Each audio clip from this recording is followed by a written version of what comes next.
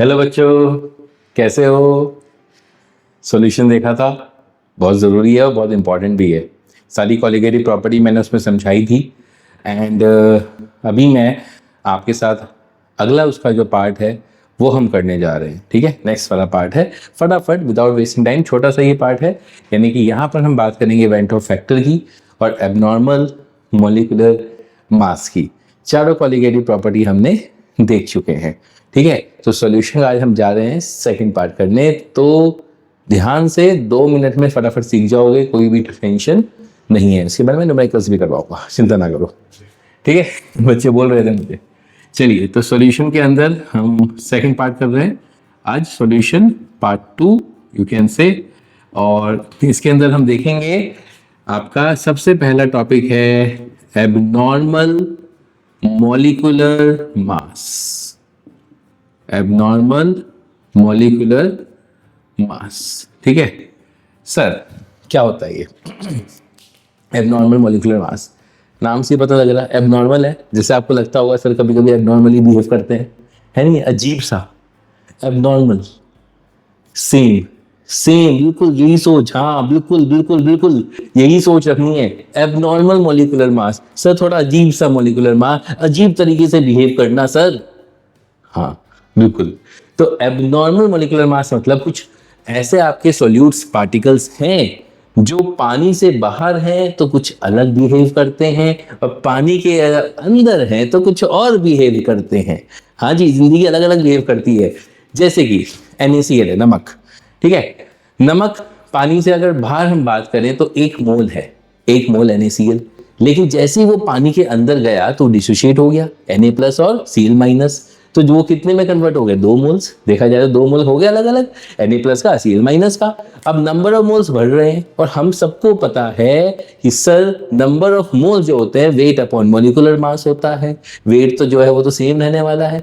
Molecular mass यानी कि आपका क्या हो जाएगा? वेरिएबल हो गया, क्योंकि नंबर ऑफ मोल्स बढ़ गए। अगर नंबर ऑफ मोल्स बढ़ गए तो मॉलिक्यूलर मास क्या हो गया? डिक्रीज हो गया। यही है एबनॉर्मल मॉलिक्यूलर मास। बाहर बेचारा 1 था, अंदर बेचारे 2 हो गए। तो यानी कि when it goes into the solution, जब वो सॉल्यूशन के अंदर गए, है ना, जब वो सॉल्यूशन के अंदर गए तो सर नंबर ऑफ मोल्स क्या हो गए? इंक्रीज। और नंबर ऑफ मोल्स हमें पता है is inversely proportional to molecular mass. तो आप बोल सकते हो सर मॉलिक्यूलर मास क्या हो गया? डिक्रीज हो गया। बात समझ में आई? तो नंबर ऑफ मोल्स इंक्रीज हो रहे हैं तो मॉलिक्यूलर मास क्या हो रहा है? डिक्रीज हो रहा है, राइट। सिमिलरली अगर कोई एसोसिएट करता है, ये तो हो गया डिसोसिएट वाला केस, है ना।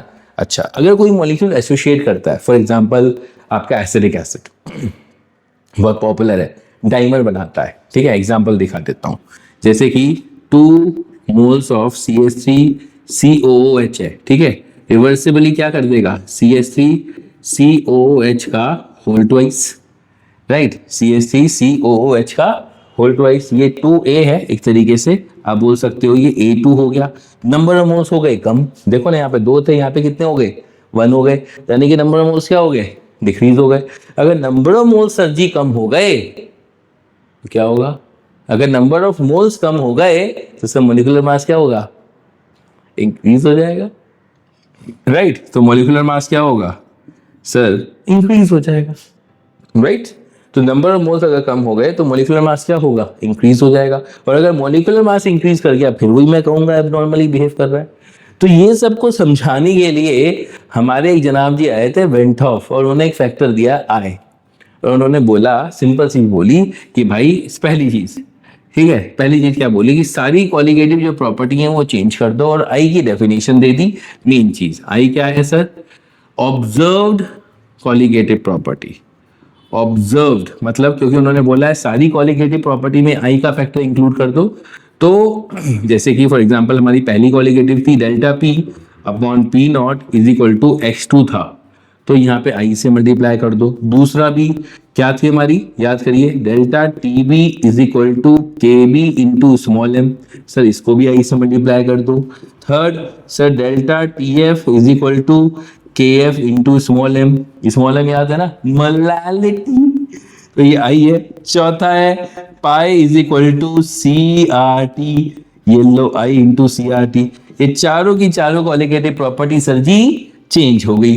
तो उन्होंने आई की डेफिनेशन भी दी sir, observed colligative property, observed colligative property upon upon theoretical upon theoretical colligative property. बात समझ में आई? theoretical कॉलिगेटिव प्रॉपर्टी, हाँ या ना? आई की वैल्यू समझ में आ गई तुम्हें? ठीक है, तो observe colligative property upon theoretical colligative property, ये होगी मेरी आई की डेफिनेशन। एक और डेफिनेशन निकल के आ जाएगी, क्या है ये रब कर रहा हूं, ठीक है।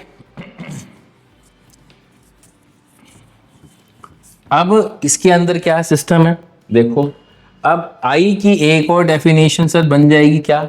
आपको पता है कॉलिगेटिव प्रॉपर्टी किसके ऊपर डिपेंड करती है? नंबर ऑफ मोल्स पे, और number of moles is inversely proportional to molecular mass. बिल्कुल सही। तो आई ये भी हो सकता है theoretical molecular mass upon observed molecular mass, ऐसा भी आप बोल सकते हो। सही है, क्लियर? तो i is equal to theoretical molecular mass upon observed molecular mass, ये मेरा आई हो गया। अच्छा जी, अब यहां पर उन्होंने फिर बोला, मैं आपको दो केसेस समझा के देता हूं, case of dissociation as well as the case of association. ठीक है, आई की सारी वैल्यू चेंज तो हो गई हमारी कॉलिगेटिव प्रॉपर्टी। तो सबसे पहले हम केस देखेंगे केस ऑफ डिसोसिएशन।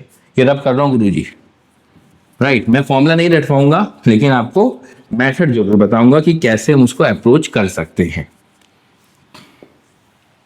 देखो तो वेंट हॉफ फैक्टर था, ध्यान रखना। आई क्या है, मैं लिख देता हूं वेंट हॉफ, इसी के नाम से फेमस है ये, वेंट हॉफ फैक्टर। ठीक है भाई गुरुजी। नाउ आ जाओ आगे। नेक्स्ट इज हमारा, ये तो आई हो गया, कॉलिगेटिव प्रॉपर्टी हो गया। अब अगला अगर हम बात करते हैं एबनॉर्मल मोलिकुलर मास भी हो गया, आई भी हो गया।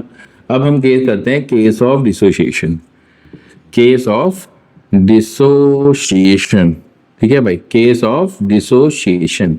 देखो गुरुजी, केस ऑफ डिसोसिएशन, अब इसके अंदर हम कैसे कर सकते हैं? सिंपल सी बात है। केस ऑफ डिसोसिएशन में पहला आप ले लो, एन एक मॉलिक्यूल है, ठीक है, एन एक जनरल मॉलिक्यूल है, वो डिसोशिएट हुआ एन एटम्स ऑफ ए में। तो इसके स्टार्टिंग में अगर 1 मोल है, इसके स्टार्टिंग में कितने होंगे? 0। इसके स्टार्टिंग में अगर अल्फा मोल कम हो रहे हैं तो इसके कितने बनेंगे? एन अल्फा, क्योंकि इसके 1 मोल से एन मोल्स बन रहे हैं, तो इसके अगर अल्फा मोल कम होंगे तो इसके कितने बनेंगे? N alpha. तो आई की वैल्यू कितनी होगी? 1 minus alpha plus n alpha. Observed यही होगा ना, ऑब्जर्व्ड यही है ना आखिरी में। स्टार्टिंग में कितना लेके चले थे सर? 1 लेके चले थे। ये लो, यहां से तुम what ever you want you can calculate, लेकिन ध्यान रखना ये है आपका कब हो रहा है, क्योंकि 1 मोल से इसके एन मोल टूट रहे हैं इन जनरल, है ना। इन जनरल ये आप बात कर रहे हो, कैसे कहते हैं ना कि एक ही मॉलिक्यूल है, उसी कोई एक ही कोई सिंपल सा मॉलिक्यूल है, उसी में टूट रहा है, 2 मोल्स में टूट रहा है, 3 मोल्स में टूट रहा है इन जनरल। P4 है, 4 एटम ऑफ फास्फोरस में टूट रहा है, ऐसा। तो ये एक मेथोडोलॉजी है जो तुम्हें सीखनी है। जैसे 1 मोल है, ये 0 है स्टार्टिंग में, वही जैसे हम केमिकल इक्विलिब्रियम में करा करते थे। इसके अंदर अल्फा अगर कम हुआ तो इसकी एन अल्फा बन गई, समझे? अच्छा, ये तो हो गया केस ऑफ डिसोसिएशन। यहां से आप प्रोसेस सीखो, ध्यान रखना। अब आ जाओ केस ऑफ एसोसिएशन। अगर हम केस ऑफ एसोसिएशन की बातें करें, ठीक है, मैं न्यूमेरिकल लूंगा अगले लेक्चर में जल्दी ही। अब एसोसिएशन में क्या है, एन एटम्स मिलेंगे, एन एटम्स मिलेंगे और क्या बना देंगे सर? एक मॉलिक्यूल बना देंगे, एन, राइट। तो इसका भी 1 मोल लेके चलता हूं मिला के, ठीक है। तो इससे स्टार्टिंग में कितने बनेंगे? 0 बनेंगे। अब इसमें से अगर अल्फा कम होगा तो यह राइट साइड में कितना बनेगा? आओ चेक करके दिखाता हूँ। एन से कितना बन रहा है? 1 से कितना बनेगा? 1/n, unitary method. अल्फा खत्म होगा तो किससे बनेगा? Alpha by N. सिंपल, कितना बन गया? Alpha by n. तो आई की वैल्यू कितनी होगी? 1 minus alpha plus alpha by n. ये लो, ऑब्जर्व अपॉन वही थ्योरेटिकल 1 है। आया समझ?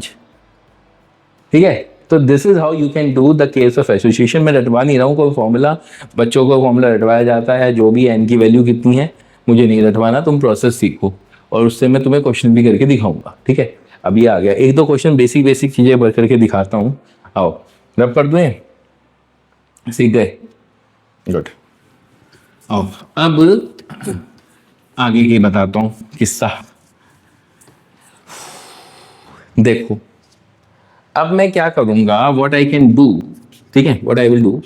अब मैं तुम्हें पहले डिसोसिएशन का केस बता देता हूँ। जैसे कि CaCl2 है, ठीक है, ये डिसोशिएट होगा किसमें, डिसोशिएट करना आना चाहिए क्लास। अगर ये डिसोशिएट करना नहीं आता पहले वो देख लो, बचपन वाली 9th क्लास में चले जाओ चुपचाप। ये 2 इधर चला जाता, बता दे रहा हूँ, फिर भी पता नहीं क्यों। 2 कितने Cl हैं, 2 Cl हैं, तो 2Cl माइनस, ठीक है। ये जो 2 है इधर चला जाता है, ये 1 है तो ये उधर चला जाता है। कितने Cl है सर, 2 Cl है। Ca कितने हैं सर, 1 Ca है। तो ऐसे डिसोशिएट होता है, राइट। अब इसका 1 मोल है, इसके स्टार्टिंग में कितने हैं, 0 0। अब इसमें से अल्फा मोल अगर कम होंगे, अल्फा क्या है, डिग्री ऑफ डिसोसिएशन, कितनी हद तक कोई चीज टूट सकता है, to what extent a substance can be dissociated, कितनी हद तक, to what extent a substance can be dissociated. तो 1 माइनस अल्फा है तो इसके अल्फा बनेंगे, इसके कितने बनेंगे, 2 अल्फा। तो आई की वैल्यू कितनी होगी, बड़ा सिंपल है, अल्फा अल्फा कट जाएगा तो 1 प्लस 2 अल्फा। लो, अगर अब उन्होंने क्वेश्चन में बोला है 100% डिसोसिएशन, इफ दे से फॉर 100% डिसोसिएशन, ठीक है, जो कि एक्चुअल में होता नहीं है लेकिन फिर भी चलो क्वेश्चंस के लिए है। 100% डिसोसिएशन तो अल्फा की वैल्यू कितनी आ जाएगी सर, 1 आ जाएगी। तो आई की वैल्यू कितनी आ जाएगी, 3 आ जाएगी। तो कभी भी अगर 100% डिसोसिएशन हो रहा हो तो जितने मोल्स में वो टूट रहा है, देखो यहाँ पे 1 मोल और इसके 2 मोल, कितने मोल्स में टूट रहा है, 3, तो वही आई की वैल्यू हुआ करेगी। लेकिन कब, जब 100% डिसोसिएशन होगा तब। लेकिन अगर मान लो इफ अल्फा की वैल्यू मान लो 50%, वो बोल रहे हैं इससे 50% डिसोशिएट हो रहा है, तो कितना होगा आई की वैल्यू, i is equal to 1 plus 2, 50% मतलब 1/2, 2 से 2 कट गया, उस केस में 2 हो गया। समझ में आ रही है बातें, गुड, ठीक है। तो ये इस तरीके से आप करोगे, सोचोगे डिसोसिएशन के केसेस, समझ में आ गई, ठीक है। क्वेश्चन करवाऊंगा और चिंता ना करो, उसकी नॉट इन इशू, सारे क्वेश्चन करवाने की पूरी कोशिश करूंगा अगले लेक्चर में मैं, तो मैं ताकि मैं तुम्हें कॉन्सेप्ट सिखा सकूं, पहले मेरा वो काम था आज। दूसरा, अब इसके बाद आ जाओ एसोसिएशन वाला केस, वो भी तुम्हें करके दिखा देता हूं, ठीक है। एसोसिएशन में देख लो भाई, केस ऑफ एसोसिएशन, फटाफट सीख लोगे। केस ऑफ एसोसिएशन, एसोसिएशन में क्या करना है, कुछ नहीं करना। अगेन जैसे कि मैंने आपको एग्जांपल ले लेता हूँ CH3COH का, एसोसिएट कर रहा है ना, 2 CH3COH है, मिलके बेचारा क्या बना रहा है, CH3COH का होल ट्वाइस, राइट। ये कितना मोल था सर, स्टार्टिंग में 1, नोटंकी 0, 1 माइनस अल्फा। अब और ये डेफिनेटली अभी भी देखा था हमने, अल्फा/2 हो जाएगा, अल्फा/n था ना, तो आई की वैल्यू कितनी हो जाएगी, 1 माइनस अल्फा प्लस अल्फा/2, तो कितना आ गया, 1 माइनस अल्फा/2। लोग कभी कभी तो CET नीट जैसे एग्जाम्स में डायरेक्टली यही क्वेश्चन पूछ लेते हैं कि सर आई की क्या वैल्यू होगी अगर ये डाइमर, इसको बोलते हैं डाइमर, डाइमराइजेशन बोलते हैं, मॉलिक्यूलर मास बढ़ जाता है डाइमर से, याद करो केमिकल बॉन्डिंग, समझ में आई। तो this is our simple calculation, alpha की जो भी वैल्यू है वो तुम डाल दो, खुश रहो। It's a very simplest topic, ठीक है। अब इसके हम क्वेश्चन जरूर करेंगे, मैं अगले लेक्चर में तुरंत ही क्वेश्चन लेके आऊंगा इसके, ताकि तुम इसको आराम से सीख सको बढ़िया से। एंड सॉल्यूशन को फिर जो रिमेनिंग पार्ट है, हेनरी लॉ स्टार्टिंग में जो थ्योरेटिकल वाला पार्ट है हम वो देखेंगे, कुछ कॉम्पिटिटिव क्वेश्चन भी देख लेंगे इसके जो थोड़े बच्चों को परेशान करते हैं। बस हो गए चैप्टर, टेंशन क्या ले ली थी, ठीक है। तो इस तरीके से आप फटाफट सीख जाओगे solution, and then I will be coming back to chemical kinetics as well, क्योंकि बहुत दिनों से वो रुका हुआ है हमारा, है ना। 1 बाय 1 फटाफट हमारे केमिस्ट्री की चीज़ें खत्म। चलिए, तो क्या कहूँगा, वीडियो पसंद आई, लाइक हो गया तो लाइक शेयर सब्सक्राइब तो करना ही, अपने दोस्तों के साथ शेयर जरूर करो, सीखने को अच्छा कंटेंट मिलेगा और दूसरा इजी वे में मिलेगा, सबसे मेन चीज़ ये है। और एक और चीज़ है, कमेंट करना मत भूलिएगा, अच्छा लगता है, ठीक है। चलिए, बाय बाय, टेक केयर।